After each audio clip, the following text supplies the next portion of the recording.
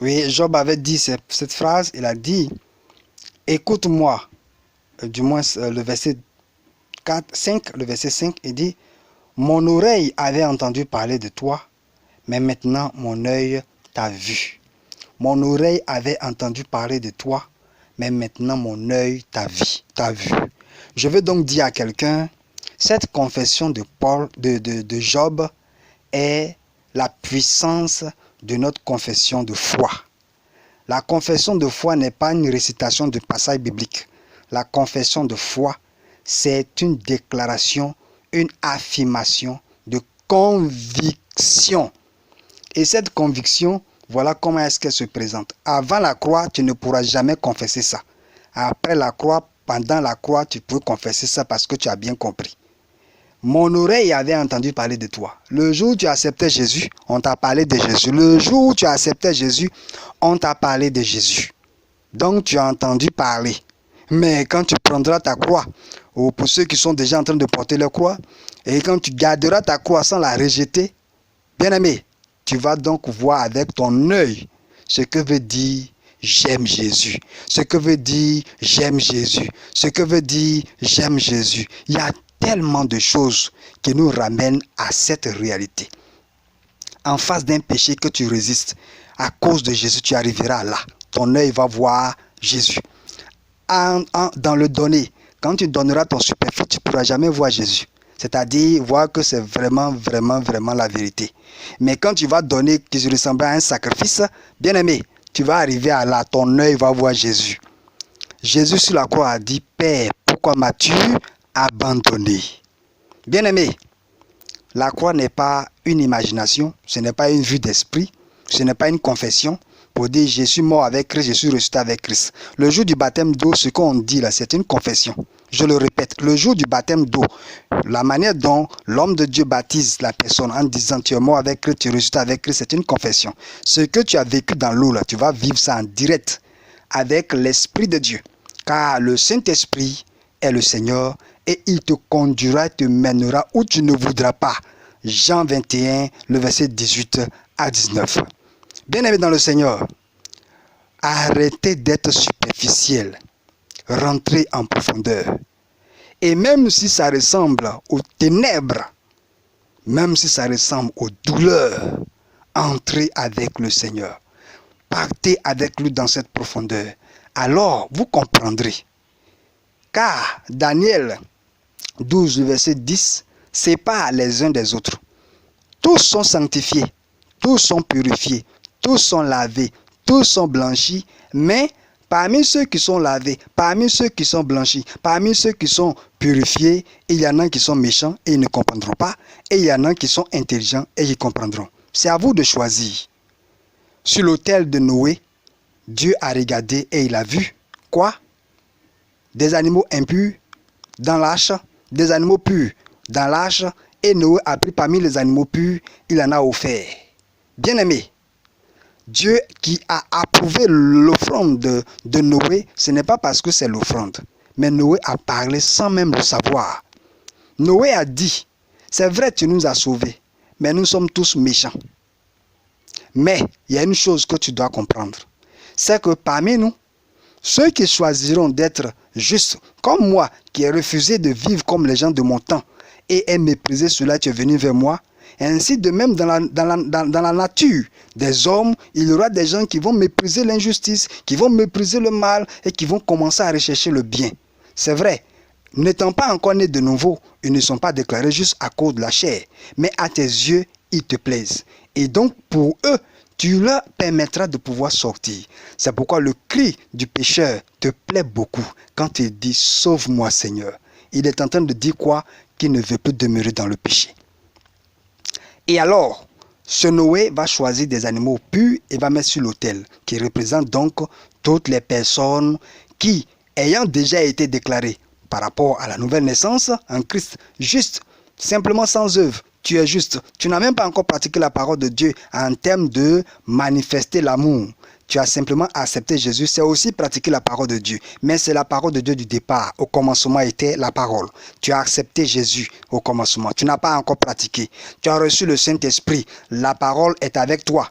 La parole est avec toi. Le Saint-Esprit, c'est encore la parole. Le Saint-Esprit, c'est Jésus qui est avec toi. Maintenant, tu vas devenir, la parole qui est avec toi va devenir toi.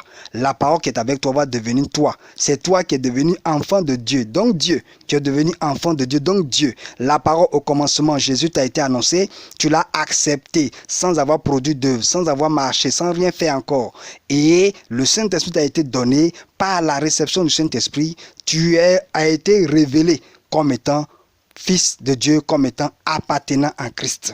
Et la parole marche avec toi. L'Esprit est avec toi. Et l'Esprit va devenir toi. La parole va devenir toi. Jean 1, verset 1. Alors, la révélation donc qui nous est donnée, c'est de comprendre que la grâce que Jésus a envoyée, la vérité que Jésus a envoyée, il donne la grâce pour permettre à quelqu'un de pratiquer la vérité. Et donc, quand tu reçois Jésus par grâce, il confesse que tu es juste, comme Job était déclaré juste devant Satan. Oui, tu es enfant de Dieu, donc Satan sait que tu appartiens à Christ. Mais, il faut que tu passes par la croix. Et la croix, ce ne sont pas des souffrances comme tous. Non, la croix commence un jour et il faut garder la croix jusqu'au bout. Quiconque garde la croix jusqu'à la fin recevra le témoignage que Job a poussé en disant « Mon oreille avait entendu parler de toi, mais maintenant mon œil t'a vu. » Et le verset 6, Job dit « C'est pourquoi je me condamne et je me répands sur la poussière et sur la cendre. » Bien-aimés dans le Seigneur, si Dieu ne vous amène pas là, vous ne pourrez pas véritablement découvrir les profondeurs du salut. C'est bien de se réjouir d'avoir accepté Jésus. C'est très bien de se réjouir d'avoir reçu le Saint-Esprit et de manifester les signes qui prouvent qu'on a reçu l'Esprit. Le parler en langue, les dons, c'est bien, c'est pas mauvais. Ce sont les moyens qui nous ont été donnés par grâce. On n'a pas travaillé pour l'avoir. On n'a rien fait. On a fait simplement accepter et on a prié, on a reçu. Maintenant, nous devons faire quelque chose. Nous devons pratiquer la parole de Dieu. Pas la loi, mais la parole de Jésus-Christ de Nazareth, qui nous mène dans la profondeur qu'il a appelée la porte étroite. Les mystères du temple ancien, il y avait deux portes, diamétralement opposées.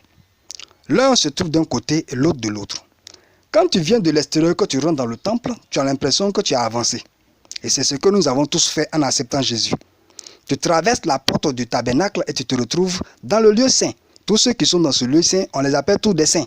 Ah, tu commences à comprendre maintenant, bien-aimé. Quand tu déclares « Je suis fils de Dieu, je suis un saint, je suis un saint », tu es un saint, mais tu n'es pas encore arrivé au terminus. Tu n'es qu'au départ, dans le lieu saint. Et ensuite, il faut passer par la porte étroite. Ce n'est pas quelqu'un qui l'a dit, c'est Jésus lui-même. Ce n'est pas quelqu'un d'autre, ce n'est pas Paul, ce n'est pas Pierre, ce n'est pas Jacques, ce n'est pas Marie. C'est Jésus-Christ de Nazareth qui a dit que passer par la porte resserrée, la porte étroite. Peu le trouve. Je veux que tu fasses partie de ce peu. Alors, la porte étroite étant d'un côté et la porte large se trouve de l'autre côté. La porte large, c'est la même porte par laquelle vous êtes passé pour entrer dans le tabernacle.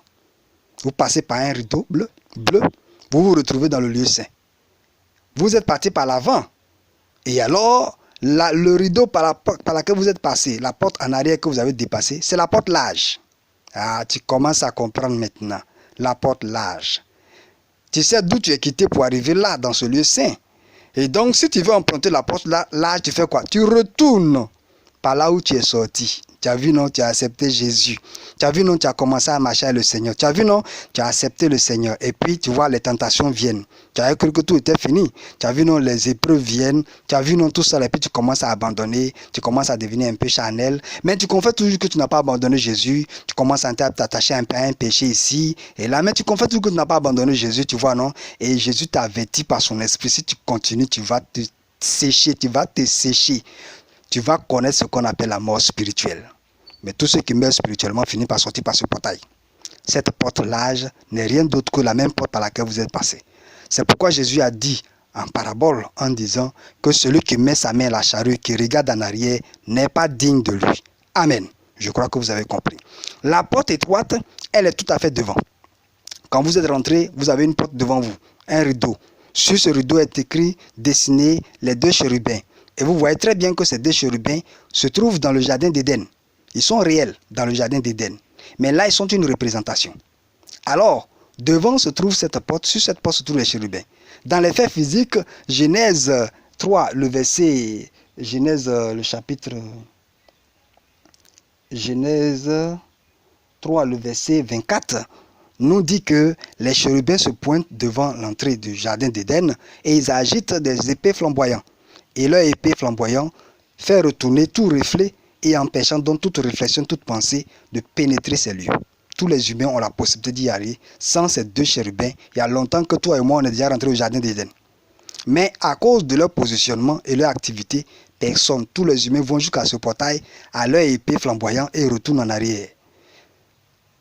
Gloire soit rendue à Dieu qui a donné aux petits-enfants que tu es, toi qui as accepté Jésus et qui a reçu le Saint-Esprit et qui a pris la résolution de marcher avec le Seigneur, de connaître la vérité du véritable. Le véritable, c'est Jésus et sa vérité, ce sont ses enseignements, la pensée de Christ. Alors, lorsque nous voyons donc le tabernacle et le lieu très saint, tous ceux qui traversent la porte étroite et arrivent dans le lieu très saint, ils sont comme ceux qui sont à l'intérieur, donc les très saints. Alléluia. Donc si au quartier, à l'église, à la maison, partout te trouve, on te dit non, c'est toi qui veux te dire que tu es saint, c'est toi qui veux dire que tu es très saint. Rejette-toi. Au moins on n'a pas dit que tu es un diable, au moins on n'a pas dit que tu es un démon, au moins on n'a pas dit que voilà, préfère ça. Arrête de te laisser distraire par la prédication des démoniaques qui aiment le diable et veulent faire l'œuvre de leur père. Toi, continue de travailler, affermis-toi dans la vérité. Alors, si vous passez la porte étroite par la croix, c'est-à-dire tu portes une croix, un jour tu reçois ta croix et tu la gardes jusqu'à ce qu'un jour ta croix te porte. La même croix que tu as portée doit te porter. Et il faut que tu meurs sur cette croix. Et tu connaîtras ce que Jésus a poussé comme cri. Pourquoi m'as-tu abandonné? Bien-aimé dans le Seigneur, ça se vit, ça ne s'explique pas. La croix, ça se vit, ça ne s'explique pas. Voilà, ça se vit. Donc, tu vas confesser la parole de Job qui dit, Job 42, le verset 5 qui dit, mon œil avait entendu parler de toi, mais maintenant mon oreille avait entendu parler de toi, mais maintenant mon œil t'a vu. C'est pourquoi je me condamne et je me répands sur la poussière et la cendre. Job 42, 5 à 6. La vraie repentance vient avec la croix. Tant que tu ne prends pas ta croix, tu peux pas. Parce qu'il y a des choses qu'on fait parce qu'on est obligé de le faire. Et on doit le faire par amour. Voilà donc les contraintes. C'est obligatoire. Si tu laisses tomber, c'est fini. Tu auras ta tranquillité, tu auras ta joie, ton entente avec les gens, même tes ennemis vont sourire avec toi, vous serez contents. Mais vous êtes tous même chose. Voilà. Mais si tu acceptes de garder ta croix, ils vont te combattre. En fait, quand ils te voient, tu leur rappelles qu'ils ne sont pas parfaits. Quand ils te voient, tu leur rappelles qu'ils sont dans le péché. Quand ils te voient, tu leur rappelles qu'ils sont dans l'erreur. Quand ils te voient, tu leur rappelles leur péché. C'est exactement comme ça que Satan voit tous ceux qui marchent avec le Seigneur. Donc c'est la haine de Satan qui est dans le cœur de ceux qui ne veulent pas prendre leur croix. C'est la haine de Satan dans leur cœur et qu'ils exercent contre ceux qui prennent leur croix. Alors, ils ne peuvent pas te dire que tu fais bien. Ils sont obligés de te déstabiliser. Si tu demeures, que tu ne perds pas ta croix, que tu vas jusqu'au bout et que finalement ta croix te porte, c'est-à-dire on te cloue sur ta croix. Voilà. Et que tu finis par mourir sur ta croix, c'est fini. Tu as gagné le combat. Tu n'es plus saint. Tu es devenu très saint. Gloire à Jésus-Christ de Nazareth. Pour terminer, je vais donc préciser quelque chose à quelqu'un. Nous avons lu le passage de Galates 5. Voilà, Galates 5, le verset 16 à 18, qui dit, je dis donc, marchez selon l'esprit et vous n'accomplirez pas les désirs de la chair, car la chair a des désirs contraires à ceux de l'esprit et l'esprit en a de contraires à ceux de la chair. Et ils sont opposés entre eux, afin que vous ne fassiez point ce que vous voudriez. Les œuvres de la justice ne peuvent être condamnées par la loi. Les œuvres de justice ne peuvent être condamnées par la loi. Donc, les œuvres de la loi, c'est la justice. Les œuvres de la loi, c'est la justice. Peut-être que quelqu'un peut peux ne pas comprendre ce que je dis. Nous allons donc prendre Romains 2, le verset 13 à 16. Romains 2, verset 13 à 16. J'ai dit que la justice ne peut être condamnée par la loi. C'est pourquoi Galates 5, le verset 22 dit, Galates 5, verset 23 dit, ces choses, la loi n'est pas contre ces choses. La loi n'est pas contre ces choses. Quand la loi n'est pas contre toi, tu n'es pas sous la loi. Quand la loi n'est pas contre toi, tu n'es pas sous la loi. Quand la loi n'est pas contre toi, tu n'es pas sous la loi. Mais quand la loi est contre toi, tu es sous la loi. Et le seul moyen pour être sous la loi, c'est de vivre selon ta chair. Tant que tu vivras selon ta chair, la loi sera contre toi. Maintenant, dis-moi, toi qui es saint et que la loi est contre toi, comment tu peux dire je ne passerai pas un jugement? Tu passeras un jugement, que tu le veuilles ou non. Parce que tu as fait une chose, tu en as rejeté l'autre. Jean 5, verset 24, celui qui écoute ma parole et croit.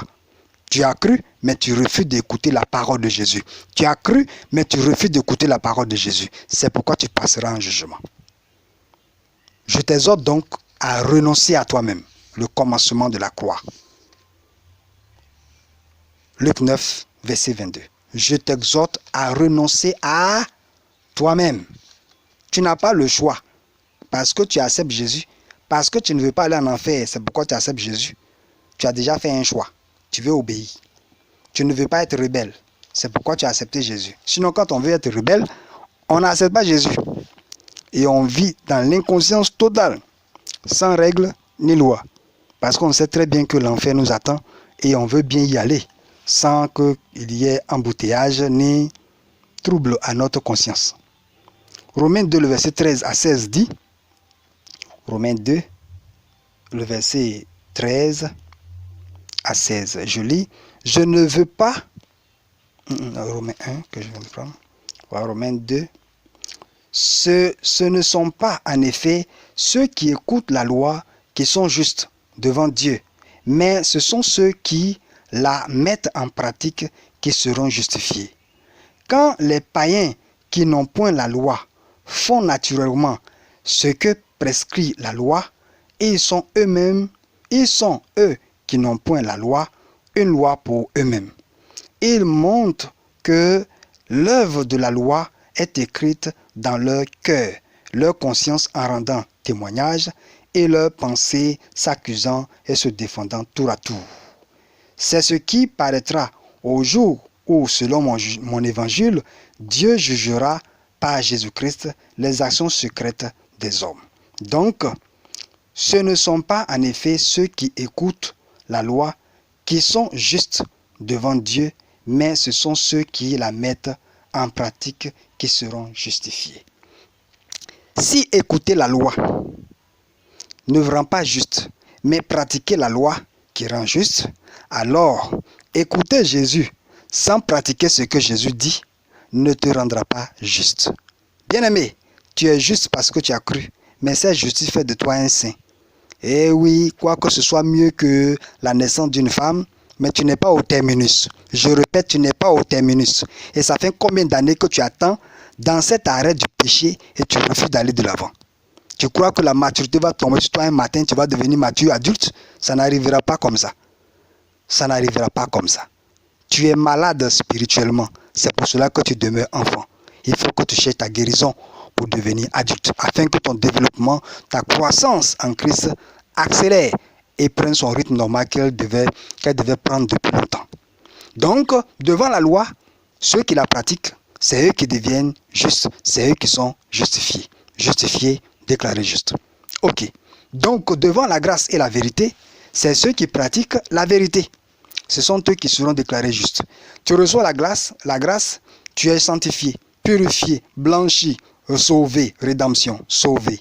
Mais ce n'est pas le terminus, tu dois pratiquer ce que Jésus dit. Luc 6, verset 46 à 49. Pourquoi m'appelez-vous Seigneur, Seigneur, ne faites-vous pas ce que je dis?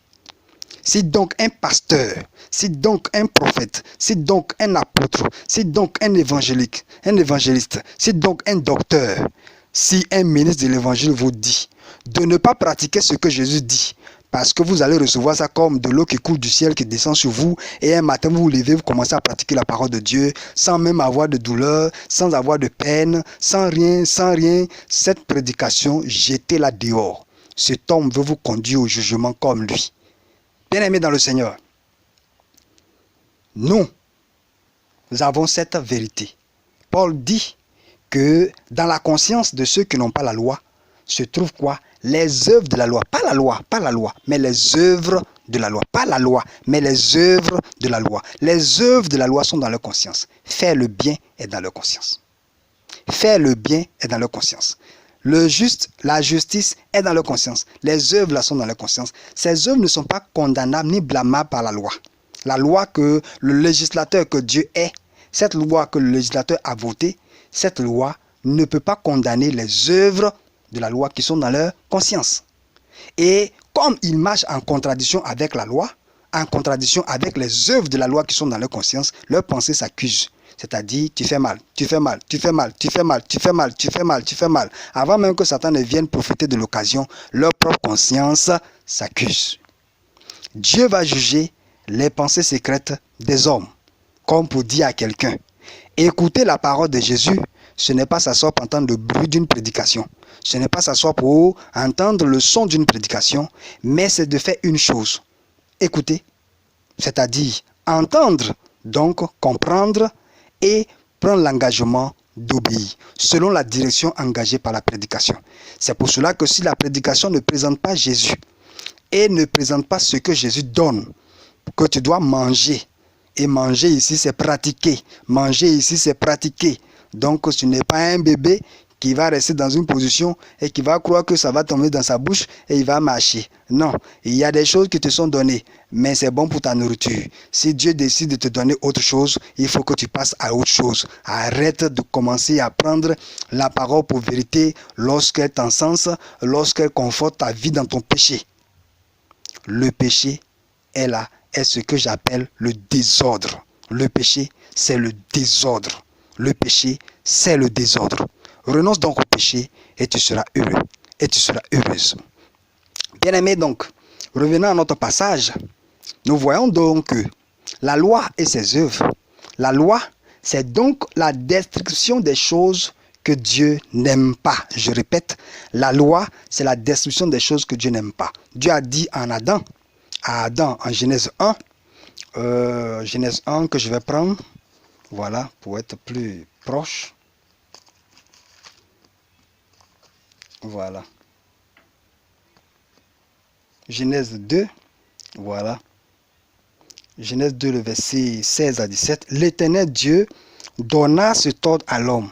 Tu pourras manger de tous les arbres du jardin, mais tu ne mangeras pas de l'arbre de la connaissance du bien et du mal, car le jour où tu en mangeras, tu mourras. Voilà donc la loi, comment est-ce qu'elle se présente. La loi ne présente jamais les œuvres simplement. La loi présente les œuvres et présente aussi la condamnation quand les œuvres ne sont pas exécutées. Donc voici donc la loi. La loi présente ses œuvres qu'elle aime et aussi ce qu'elle n'aime pas.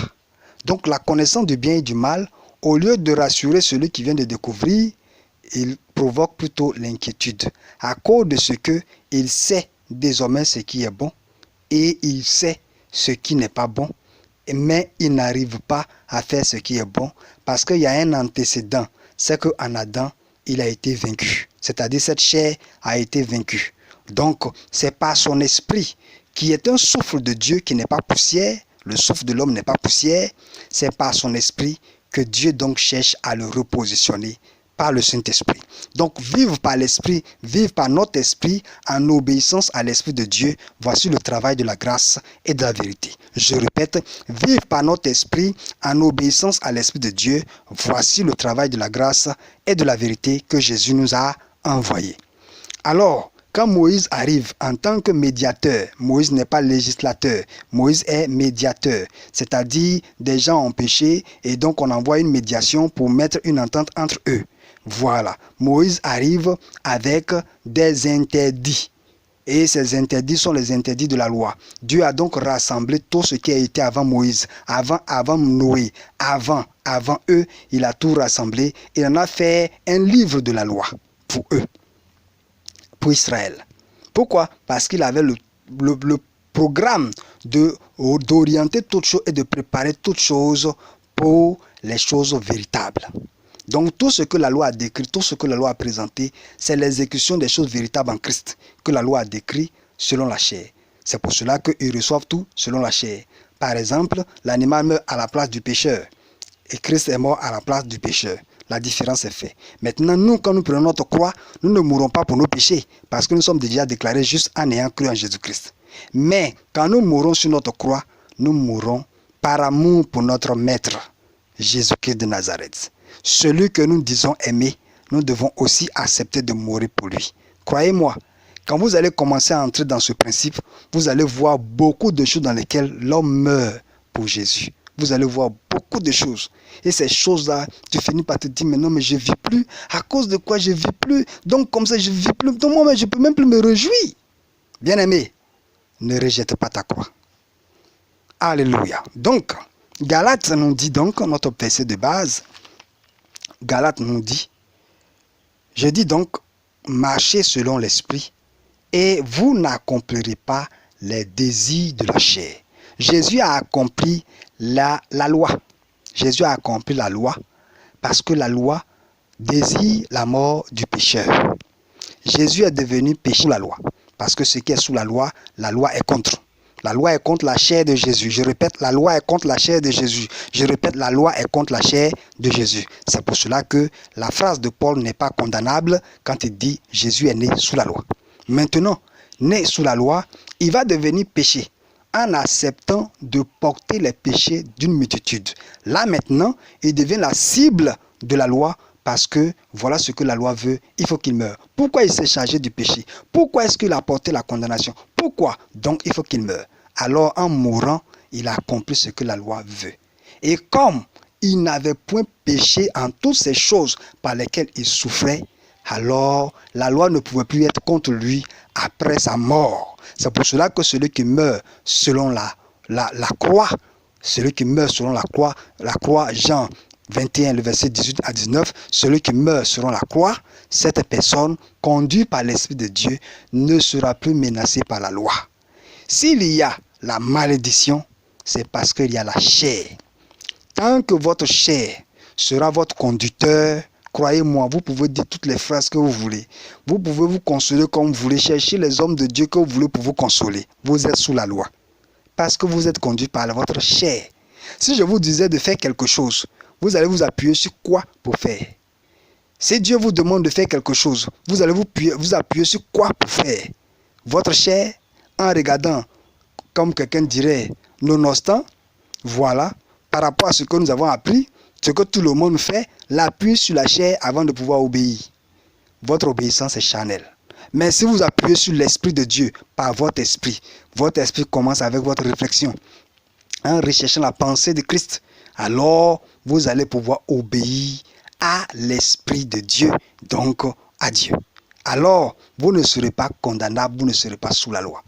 Il est donc impérieux pour quelqu'un, c'est-à-dire dangereux pour quelqu'un, de vivre selon sa chair, en toute chose, sa chair. C'est vrai, tu vas te marier, ce n'est pas ton esprit qui va avoir des rapports sexuels avec ta femme. C'est vrai, tu es marié, ce n'est pas ton esprit qui a des rapports sexuels avec ta femme. Celui qui n'est pas marié est un voleur. Je répète, si tu n'es pas marié, tu es un voleur. Les rapports sexuels que tu as sont blâmables. Mais si tu es marié, alors tu as le droit.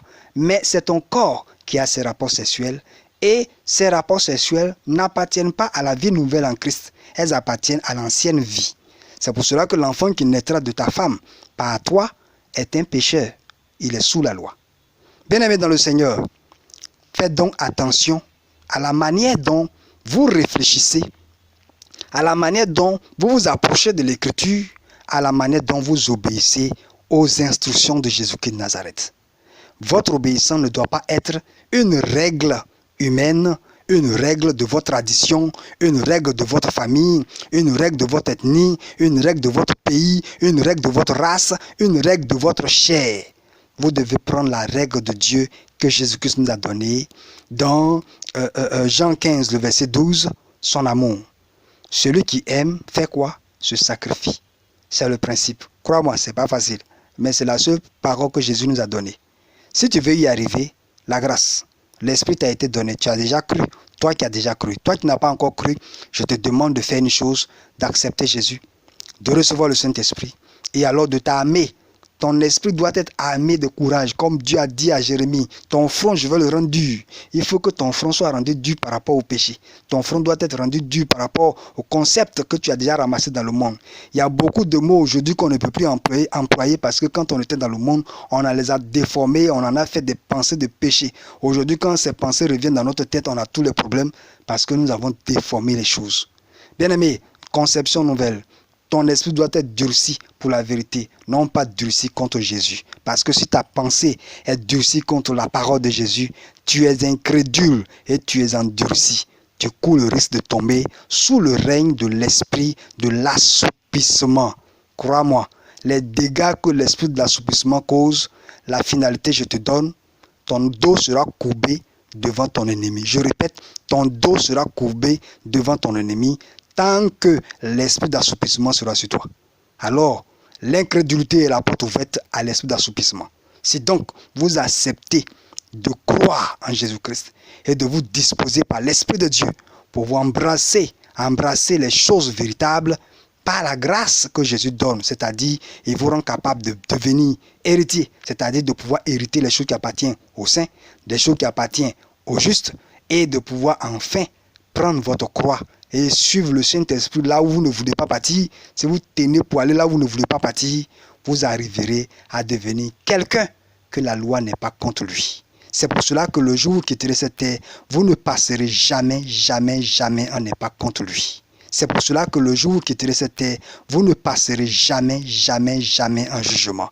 Je le répète, vous ne passerez jamais un jugement parce que la loi n'est pas contre vous.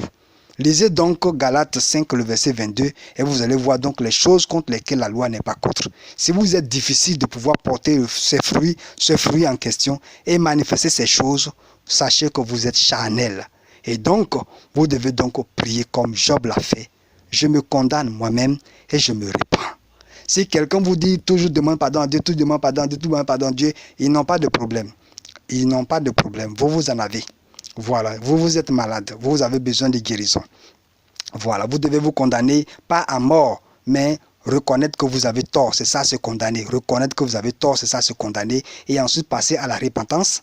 Voilà, la repentance c'est quoi? C'est de demander pardon au Seigneur. C'est tout.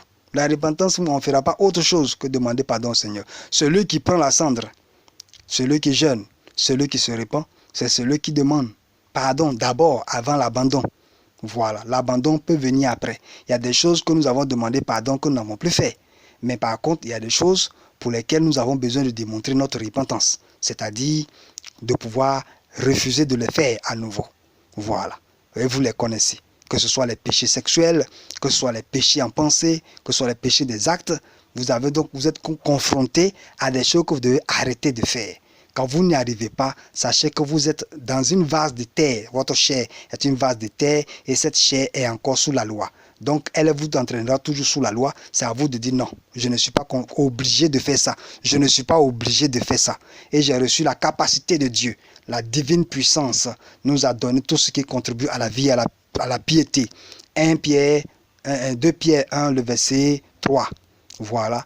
Pour que nous puissions faire quoi? Faire ce que Dieu demande. La vérité est venue par Jésus-Christ. C'est Jésus-Christ qui est la vérité et Jésus est la parole de Dieu. Et ce que Jésus dit est la vérité. C'est ce que Jésus dit qui est la loi de l'esprit de vie en Christ. Alléluia. La loi et ses œuvres, ce que vous devez donc retenir, c'est ceci.